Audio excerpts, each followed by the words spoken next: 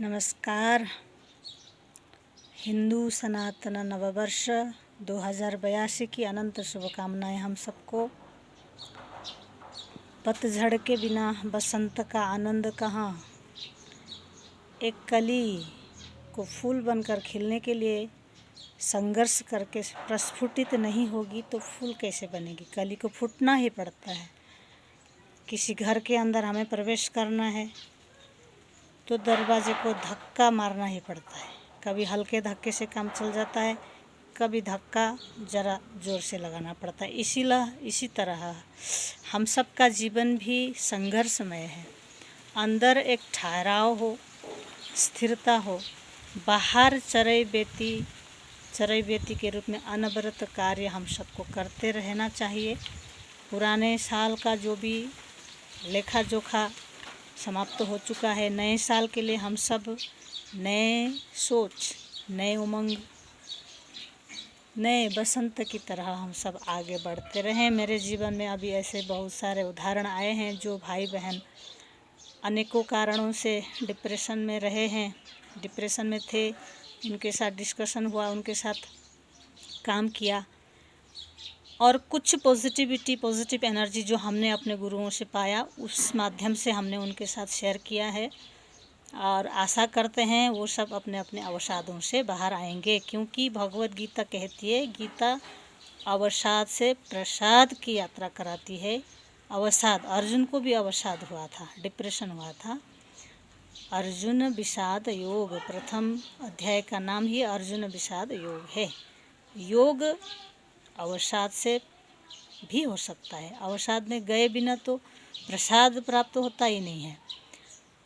तो अभी एक उदाहरण मिला कि कोई माँ गर्भवती हुई, 2 महीने का बच्चा मिसकैरेज हुआ, पर उससे पहले उनका 6 बरस का कोई बच्चा है, बहुत सुंदर बेटा। वो खुद इतनी सुंदर, इतना अच्छा जीवन है। तो जो संसार में जगत में आया ही नहीं उसके साथ हमारा इतना तादात्म्य है, पर जो ऑलरेडी मेरे पास है उसको देख कर के हम जीना छोड़ कर के वो जो चला गया है उसको पकड़ के अगर बैठ जाएंगे तो हम स्वयं को कैसे हील कर पाएंगे, स्वयं कैसे बाहर आ पाएंगे। इसलिए जो वर्तमान स्थिति है, जो वर्तमान में आपके पास जो कुछ भी है उसको देख कर के और अपने आप से प्रेम करें। अगर आप रहेंगी तो दोबारा भी संतान होने की चांसेस हो सकते हैं। और जो सामने बच्चा है उसका मुंह देख करके स्थिति में रह करके उस स्थिति को भूल जाने का प्रयत्न हम सबको करते रहना चाहिए। एक एमएलए भैया मिले जो बार बार जीतते थे, इस बार एमएलए पन से वो हार गए। मेरे को इस राजनीति के बारे में उतना ज्ञान नहीं है, पर वो भी थोड़ा सा दुखी थे, अवसाद में थे। हमने कहा भैया जो कुछ भी होता है वो अच्छे के लिए होता है और आगे और अच्छा होगा। अच्छे से आप मेहनत करिए, पीछे की कमियों को सुधारने का प्रयत्न करें, फिर हमारी जीत होगी। पहले दिन उनको अच्छा नहीं लगा, दूसरे दिन कह रहे थे कि बहुत आपने अच्छा बोला दीदी। क्योंकि देखिए भगवान का कोई इशारा शायद मेरे लिए रहा हो। मैं बहुत शराब पीता था पहले और दोस्तों के साथ रहना, यहाँ वहाँ मीटिंग बैठक कुछ स्ट्रेस में बहुत रहता था। पर इस बार मैं हार गया हूँ तो मैं अपने परिवार को भी समय दे पा रहा हूँ, मैं अपने शरीर के प्रति भी ध्यान रख पा रहा हूँ और कुछ बंधन से मुक्त होकर बहुत कुछ मैं अपने समाज के लिए कर सकता हूँ। जब मैं स्वस्थ रहूँगा तब तो ना। जीत लिया होता तो मैं शराब पीता फिर से बिगड़ सकता था। हार गया हूँ तो मैं अपने प्रति ध्यान दे रहा हूँ। जो डॉक्टर ने मुझे चेतावनी दी थी शराब नहीं पीने की, शराब छूट गई है और मैं खुश हूँ, बहुत अच्छा लगा। कोई बहन, कोई भाई सिंगर है, गाना चाहते हैं, आगे स्टेज में बढ़ना चाहते हैं, उस स्थिति से और थोड़ा सा बढ़ना चाहते हैं, पर कोई परिस्थिति ऐसी बनी कि उनको डिप्रेशन हुआ, उनको अवसाद हुआ, दर्द हुआ, पीड़ा हुआ, उनको लगा हेल्पलेसनेस कि मेरे को कोई मदद करने वाला ऐसा नहीं है। पर ऐसी परिस्थिति भी मैंने देखी है जीवन में कि ऐसे भाई बहन जो दुख में है, दुख के ही गाने गाते हुए, क्योंकि हमारे यहाँ तंत्र शास्त्र में हमारे गुरु ने हमें पढ़ाया है कि तंत्र शास्त्र में जो दुख है उसी पर धारणा करके, उसी पर मन को केंद्रित करते हुए फिर हम उस दुख से बाहर निकल सकते हैं। ऐसा धारणा करके रिलीज़ कर सकते हैं, उस पर कंटम्पलेट करके। या फिर आप दुख में हैं तो दुख भरे गाने गा करके आप सबके दोस्तों के साथ शेयर करते फिर सैड सॉन्ग से ही आपका फिर उन्नति भी हो सकता है। ऐसी भी स्थितियाँ देखने को मिलती हैं समाज में। तो चीज़ों को पकड़ के होल्ड करके ना रखें। अनवरत प्रयास से, मेहनत से और भगवान के प्रति विश्वास रखने से जो स्थिति हम प्राप्त करना चाहते हैं वो मिल जाएगा। अगर छोटा सा मकान था, मेरे अंदर बहुत क्वालिटी है, दूसरों के घर में परतंत्र में रह रहा हूँ और वो परिस्थिति अभी ऐसी बनी कि मुझे एक छोटा सा धक्का मिला, उस घर को छोड़ना पड़ रहा है, तो और अच्छे से जमकर खुश होकर के हमें बड़ी चीज़ों के लिए हमें सोचना चाहिए। क्योंकि मेरे अंदर इतनी क्वालिटी थी कि मैं छोटे से कमरे में रहकर कुछ कर नहीं पा रहा था।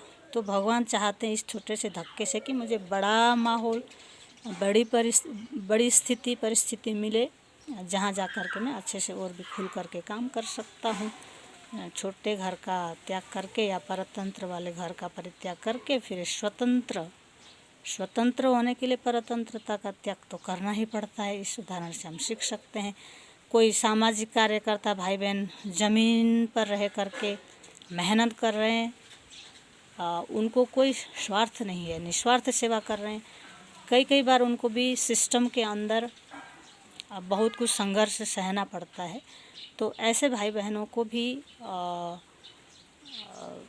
एकदम शांत और अंदर से स्थिर रह करके चरैवेति के भाव से अपनी सेवा में अनवरत कार्य करते रहना चाहिए। उसका परिणाम और भी बेहतर और सुंदर होकर के हमारे सामने एक दिन आएगा, यह मेरा विश्वास है। और हम सबको इस पर विश्वास करते हुए अपनी मेहनत, अपने संघर्ष पर विश्वास और ईश्वर के प्रति भी विश्वास रखते हुए हम सबको कार्यरत सदा रहना चाहिए। छोटे से गिलहरी की कहानी आती है। भगवान राम की जो पुल बन रहा था, तो वहाँ बानर सेनाएं बड़े बड़े पत्थर ला के डाल रहे थे, और वो छोटी सी गिलहरी जाकर बालू में लोटपोट होती है और फिर आके बालू को झाड़ती फिर जाती। भगवान ने पूछा तुम क्या कर रही हो? तो आपका इतना बड़ा मिशन है, आपका इतना बड़ा कार्य है, उसमें मेरा भी जो भी मैं कर सकती हूँ, जो मेरे बस में है, वो योगदान मैं भी आपके इस महान कार्य में राक्षसों का दहन और साधु संतों की रक्षा या अच्छे राज्य की स्थापना के लिए एक सत्यमय विजय, सत्य की ही विजय हो, इस सत्य मार्ग में चलने के लिए ये मेरा योगदान है, ऐसे गिलहरी कहती है। तो भगवान राम ने उसके हाथ में हाथ फेर दिया, उनके शरीर में तो वो 3 रेखाएं बनी हुई हैं, वो ऐसे भगवान के प्रेम की निशानी है। ऐसी मान्यताएं, ऐसी कथाओं से हमको प्रेरणा लेते हुए हम सबको आगे बढ़ते रहना चाहिए। आगे आंतरिक दृष्टि से भी बढ़ते रहना चाहिए, और बाहर तो चलता ही रहता है। शरीर जब तक शरीर में है, बाहरी कार्य करते रहना होगा, और अंतर जो मन है उसको स्थिर शांत रखना चाहिए। ऐसा हम भी सीख रहे हैं, और ऐसी प्रेरणाएं आप सबके साथ भी बांट करके हमें अच्छा लगता है। हरे कृष्णा। नए साल की अनंत शुभकामनाएं हम सबको।